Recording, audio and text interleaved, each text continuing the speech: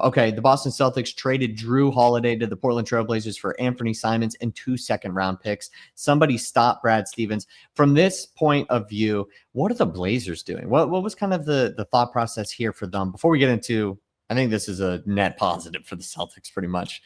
Yeah, at face value, it definitely looks like it, and I don't know what the exact contract situation is for Anfernee Simons.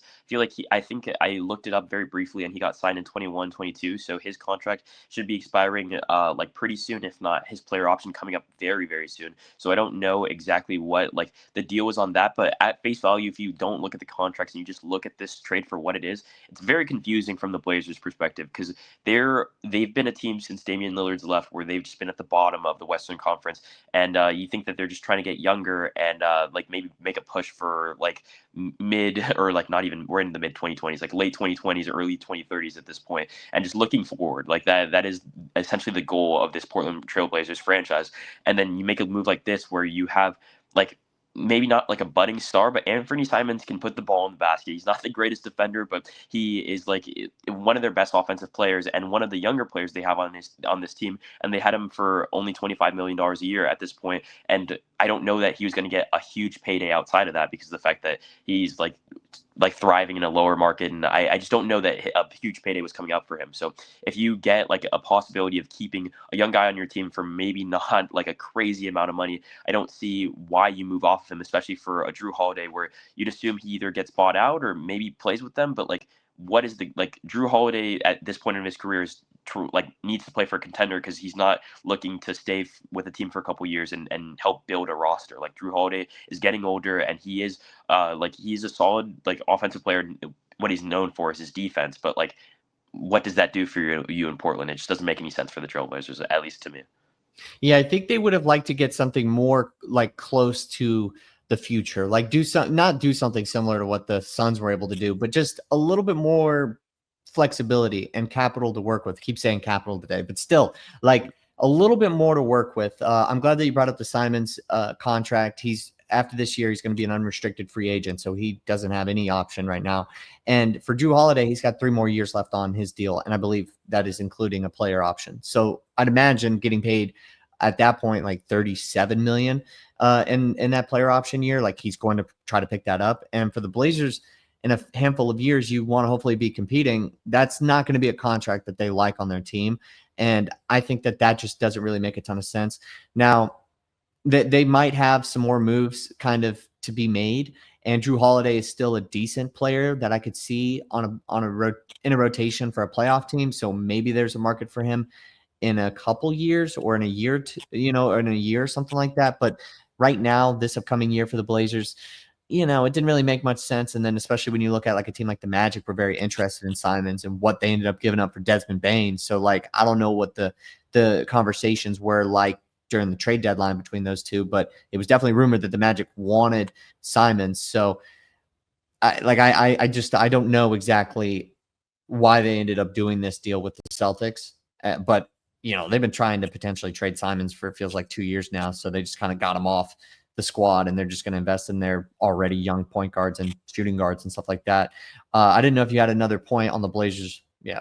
Yeah, I just wanted to think what was I guess that they were like trying to get rid of Anfernee Simons for a while now, but like also what is the market for Drew Holiday that like the Boston Celtics like couldn't have realized? You know what I mean? Like what like possible gain do you get from this that like I feel like if you could possibly get like a couple first rounders from a different team or whatever that like championship contender that might want Drew Holiday would give up, like why would the Boston Celtics just not take that trade instead of trading for Anfernee Simons that will be an unrestricted free agent in a year that you're not really like planning on contending without Jason Tatum? So I just don't see like what the Blazers are seeing that the Celtics might not have. That's interesting that you bring that up. I think the Celtics like the fact that he's an unrestricted free agent right now because I think at the very least, no matter what happens, I think they are going to be a lot more competitive this upcoming year. I think maybe from afar, they like Anfernee Simons and they say, all right, we can put him with Jaylen Brown.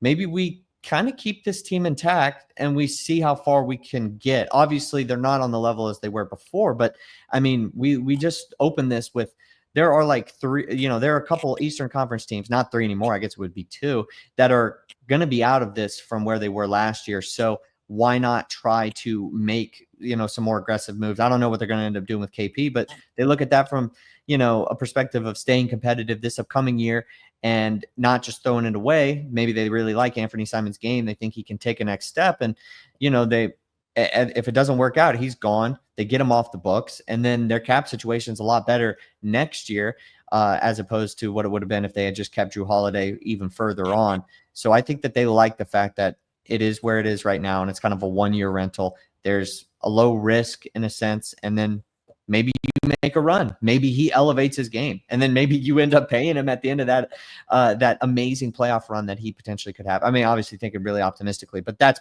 potentially, I think, where their head's at. I just don't know for the Blazers' perspective. I think some of these moves I think that we see is just teams just trying to move to the next step. I mean, Simons has been in these talks for so long, but the Drew Holiday contract really bogs this team down. I mean, they don't really have a ton of guys like on the books, I feel like, on major deals, like outside of Simons. It would have been, I'm trying to think, like Ayton's getting paid, but like, they I don't know how close they are, what their entire cap situation is looking like, but it doesn't kill them, but like it really hurts them in a couple of years, I'd imagine.